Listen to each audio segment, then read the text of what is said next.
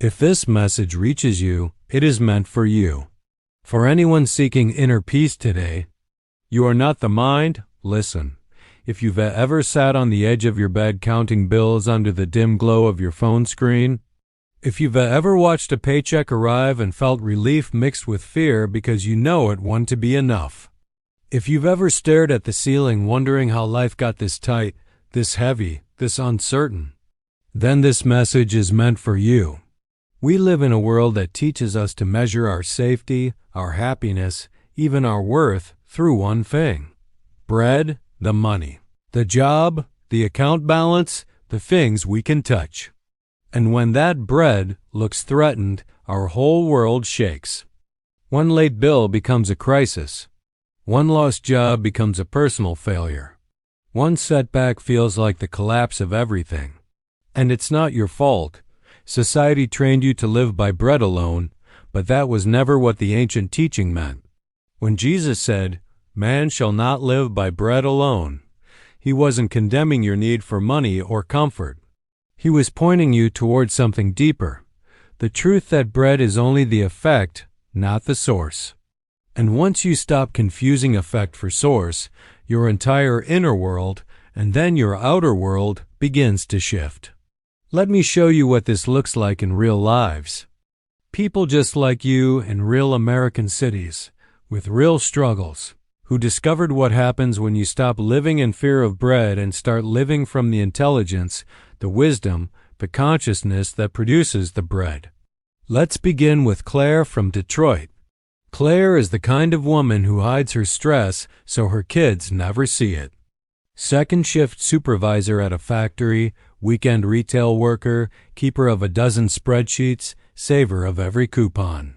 Her whole life was a long line of numbers: rent, insurance, groceries, kids' school trips, and a prayer that the next paycheck wouldn't disappoint. Then one Monday, the factory announced automation was replacing her entire division. 2 weeks' notice.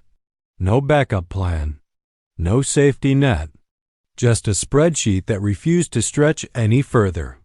The night she found out, she sat at her kitchen table long after the kids slept. Bills spread out like a battlefield. Coffee cold. Mind racing through every worst-case scenario: eviction, utilities cut, losing the house her kids grew up in. She applied to every job she could find, even the ones that paid far less. She panicked. She hustled out of fear. She moved from survival instinct, not clarity. And the more she panicked, the smaller her world became. Opportunities hid in plain sight because fear narrows your vision to a pinhole. Then one night something shifted. Not a miracle, a moment. She stopped begging for a job, stopped begging the universe to fix the spreadsheet, and instead closed her eyes and whispered something her grandmother once taught her. There is a wisdom that knows the way. I will listen. For 10 minutes she sat there, not asking, not bargaining, just acknowledging that a deeper intelligence exists within her. She didn't suddenly get a job, but something inside her steadied. And when the mind steadies, it begins to see what panic hides. That week she went to a small community meeting at her old neighborhood church simply because she felt drawn to it. A man there mentioned a vocational retraining program, something Claire would have ignored if she was still drowning in panic. It offered stipends, opportunities, and most importantly, a path forward. Claire applied. She got in. 6 months later, she was teaching others the very skills that saved her life. Living by the word didn't drop money into her lap. It restored her clarity, widened her field of awareness, and opened channels bread-alone thinking could never see. Now let me take you to Phoenix to a man named Miguel, a veteran who came home with the kinds of wounds the world doesn't see.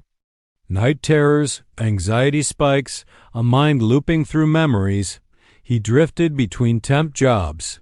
Some days he felt like he was simply trying to exist in a world that moved too fast and understood too little. Money was tight, opportunities were scarce, and his confidence was beaten thin by rejection after rejection. One morning, a nurse practitioner gave him an unusual assignment.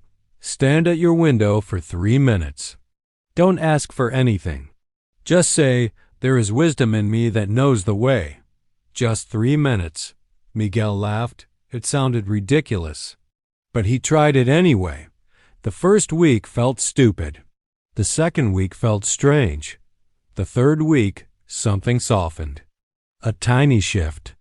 He felt 1 degree less reactive on the bus, 1 degree more attentive during conversations, 1 degree more open to possibilities he normally ignored. One day, walking through the library, he noticed a flyer for a veterans hiring fair. He had walked past flyers like that 100 times before. But this time, something inside nudged him. Go. He walked in, shaky, unsure, but present. He had a short conversation with a municipal hiring manager, a conversation that led to a temp position, then a permanent position, then into leading a transition program for other vets. The supply didn't appear because he prayed hard. It appeared because he quieted the panic long enough for inner guidance to surface. He lived by the word, by the inner wisdom, not the panic of bread. And then we meet Sarah from Ohio, a baker. A woman whose family recipes went back 3 generations. Her little shop smelled like cinnamon and butter and warmth, but beneath the smiles, Sarah lived in constant fear. A broken fridge could ruin her month. A canceled wedding order could destroy her finances. Every unexpected bill triggered panic. She'd slash prices, overwork herself, and drain her energy trying to solve problems from stress instead of clarity. A friend taught her one simple practice: pause. When fear hits, pause. Don't react. Don't send a discount email. Don't panic. Name the appearance. This is an appearance of lack. Then name the truth. There is an intelligence guiding the next step. The first few tries she failed, but she kept practicing. And 1 month, when a large wedding canceled unexpectedly, the kind of blow that used to send her into emotional tailspin, she paused. And that pause saved her. She remembered a wedding planner she'd once sent cake samples to. She called. The planner said she had just been looking for a rustic-style cake, the exact kind Sarah specialized in. That planner introduced her to a network she'd never accessed before. That month became one of her strongest. And she swears it wasn't the call that changed her life. It was the pause. The shift from bread consciousness to word consciousness.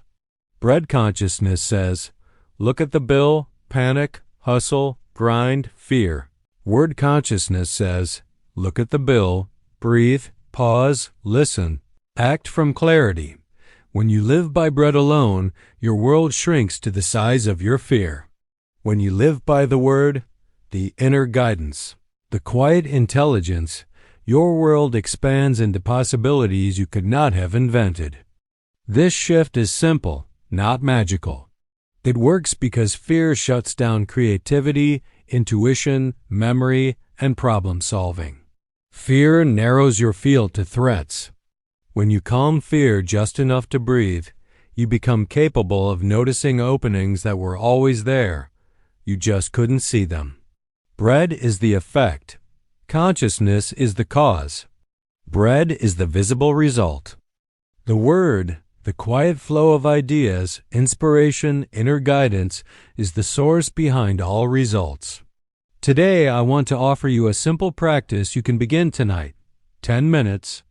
That's all. Sit quietly, breathe slowly, and say, there is a wisdom in me that knows the way. Don't try to believe it. Just say it. Then think of one simple challenge in your life, a bill, a decision, a worry. Don't visualize success. Don't force positivity. Just ask quietly, what is the next right step? Write down whatever comes, even if it seems small or strange. And tomorrow, take that one small step. You're not solving your life. You're shifting your orientation from panic to presence, from bread to word, from effect to cause. This is not denial. This is not magical thinking. This is not abandoning responsibility. This is responsibility with alignment. You still pay your bills. You still make calls. You still take action. But now your action is guided, not frantic. As you listen to this, breathe. Feel your shoulders drop a little. Let your mind unclench. Let your heart soften. You are not alone. You are not abandoned. You are not unsupported. There is a living intelligence within you, creative, wise, subtle, tender, and it knows the way. If Claire could shift from panic to purpose, if Miguel could shift from trauma to clarity, if Sarah could shift from fear to steady creativity, then you can shift too. Say it with me quietly. There is a wisdom in me that knows the way. You don't need perfect faith. You only need to begin. If this message touched you, wait for part 2, the practical daily toolkit that makes this a lived reality. And if you feel even a spark of recognition, subscribe and comment. I live by the word. It helps more people find this message. People who need it as much as you did today. You are not the mind. You are not the fear. You are the awareness behind it, and that awareness knows the way. Live by the word. Let the bread follow.